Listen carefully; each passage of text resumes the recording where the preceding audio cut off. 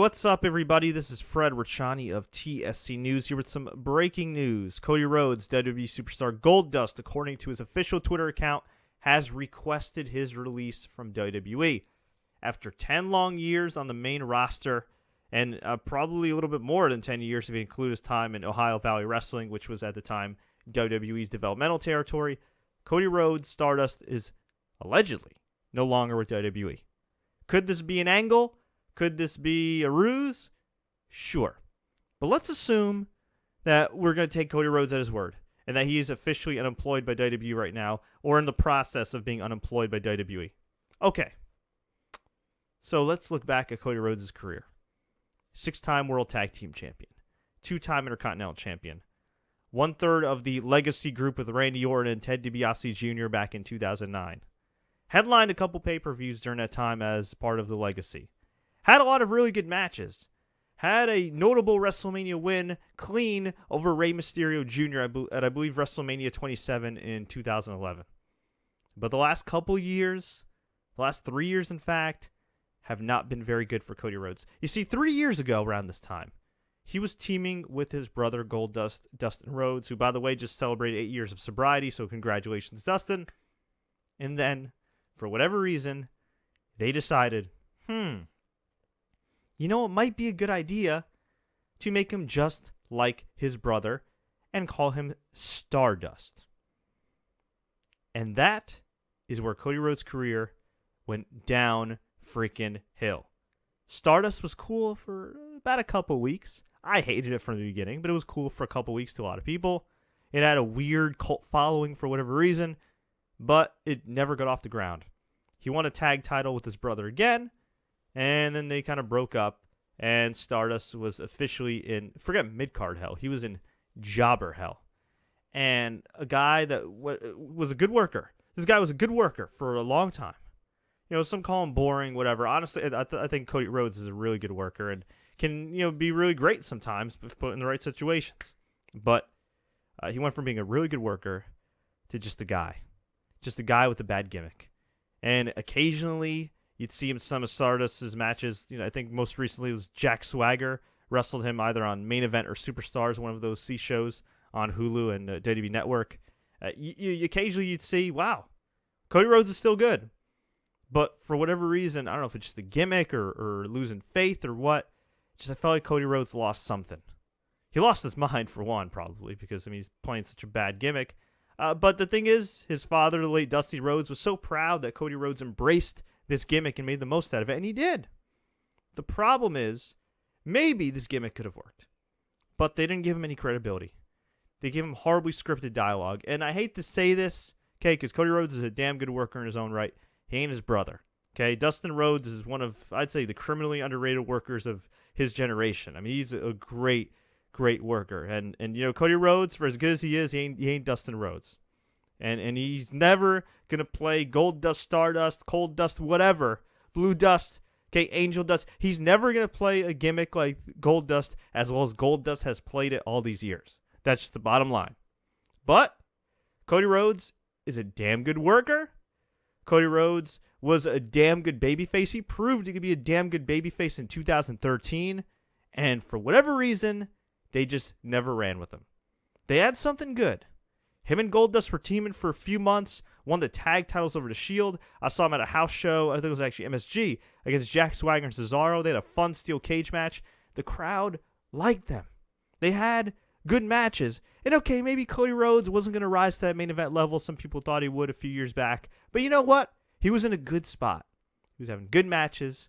He was around long enough where people really liked him and respected him. And then he just gave him this stupid Stardust gimmick. And again, while I wasn't a fan of Stardust, I know it had a cult following. And I know that had they protected it a little bit and maybe toned down the stupid dialogue and kind of made him a little more serious, perhaps it would have worked. Perhaps it would have gotten over. But instead, he was just a geek. He was just a channel changer. And it's a shame. It's a shame to think what they could have done with Cody Rhodes. Am I saying Cody Rhodes could have been the next Randy Orton? No. But Cody Rhodes, for a brief period in 2013, showed that he could be a viable good, solid, mid-card, upper mid-card babyface, and maybe an occasional title challenger. But then again, I could say that about a lot of the roster. Because here's the thing. Wrestling is not just about, how well a guy's protected.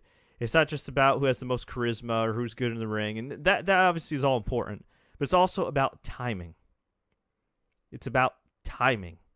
And there's guys like, say, Cody Rhodes or Kofi Kingston before he had a career rebirth in 2012. Well, actually, when did New Day come out? New Day essentially got put together in 2015. I'm sorry, I had my dates off. Okay? There's guys like Kofi Kingston and Cody Rhodes. I'll use Kofi Kingston as an example. Luckily, he got part of the New Day, and they made the most out of that gimmick, and the rest is history. But for a while, Kofi Kingston was kind of like Cody Rhodes, just kind of hanging around. Good worker, likable guy, has a fan base, but just hanging around. Because in 2009, he had momentum. He looked good. He freaking boom dropped Randy Orton through a freaking table. I remember losing my mind going, holy crap, they are pushing Kofi Kingston. He even pinned CM Punk and Randy Orton in a span of a few seconds at Survivor Series 2009. Huge! Huge! And what happens? A couple months later, loses to Randy Orton via RKO.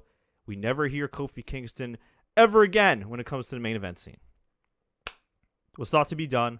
Luckily, he got another chance after all these years with the New Day. Made the most out of it. I'm happy for his success. But that was the last time we ever really took Kofi Kingston seriously as the guy that could be a potential main eventer or a guy that could at least flirt with the main events. Occasional title challenger doesn't have to be in the last match, doesn't have to be a top guy, but a guy that at least is a strong challenger. You never see the UFC say, damn, we have way too many challengers at middleweight or welterweight or heavyweight. No, you want a lot of credible challengers because that raises the value of your division and your respective division's championship. And Cody Rhodes, he had that in 2013. He really did. Had a great match with Randy Orton. Had a great run with the Shield and Goldust and everything. And what happens? For whatever reason, they just gave up. Or maybe they didn't give up, they just kind of got bored. Like they do with a lot of guys. Zack Ryder. Miz had something at one point. I don't know. There's so many examples, but those are the ones that kind of come up off the top of my head. So I don't know what Cody Rhodes is going to do. I know he studied acting prior to getting into professional wrestling because his dad thought he could be a big Hollywood star, and Cody Rhodes is still a good-looking guy. And the crazy thing is Cody Rhodes is only 30 years old. He's only 30. That's crazy. So if this guy wants to take a couple years off, write comic books like he's talked about for years, maybe do something with video games, maybe get into acting, who knows? More power to him. Maybe he wants to heal his body up. If he takes a couple years off, he's only 32. Newsflash, Roman Reigns, I think, is actually older than Cody Rhodes. Look at the guys that have been in the main events in recent years for WWE. Randy Orton, late 30s. John Cena, about to turn 40. Triple H, 46. Shane McMahon, 46. Look at the guys in NXT. Finn Balor's 35 years old. That's crazy. And he shouldn't be in NXT, and neither should Samoa Joe. But those guys are in their mid to late 30s. So if Cody Rhodes takes a couple years off, is it the end of the world? No. If you want to take a couple years off, take some indie bookings, heal up, explore your options, why not? Why not? Hell, maybe he'll be another Drew Galloway or Ethan Carter III, a.k.a. Michael Hutter, a.k.a. Derek Bateman, where he'll say, you know what? WWE misused me. So I'm going to make the most out of my time in the Indies. And he'll go to various territories, and he'll go to the UK, and he'll go to our Ring of Honor, and he'll tear it up. Maybe he just wants to be done with wrestling. Who knows? But as a Cody Rhodes fan, I am quite disappointed. I am a little sad, but I do wish him the very best. So Cody, best of luck to you. And if this is an angle, what a bizarre angle, but if it is an angle, excuse me, I hope it leads to something good for him because guy's worked his ass off, and it'd be nice to see him have some more success. But on the bright side, no matter what happens, he's still married to Eden Styles, and at the end of the day, that means he's winning at life. But folks, I want to hear from you. What do you think about Cody requesting his release? What do you think about the future of Cody Rhodes and WWE?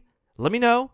Leave a comment below. Tweet us, Facebook us. Do what you got to do. I'm going to go get a sip of water because I'm starting to lose my voice here. Until next time, everybody. As always, take care, like and share, enjoy the matches, and stay tuned for our Extreme Rules live coverage this Sunday night.